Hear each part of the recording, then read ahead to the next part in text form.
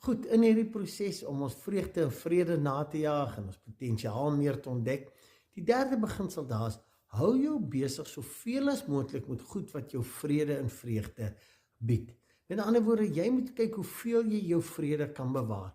Ons sê baie keer in 'n gesprek ook, baie keer sal mense alles in hulle vermoë doen om reg te wees, ten spyte van al het hulle onvrede.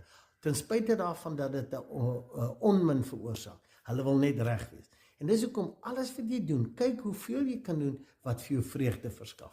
As dit is om boek te lees, of in die berg te gaan stap, of om ietsie te doen wat jy geniet, en wat jou sommer net in 'n ander frekwensie van joy sit, kyk hoeveel keer jy dit kan doen. Onthou, ek sê altyd, as jy kan ontdek wat jou passie is, en jy kan jou besig om jou passie, en jy kan jou elke dag heeltyd daarmee besig hou, dan werk jy nooit nie. So, sorg dat jy soveel as moontlik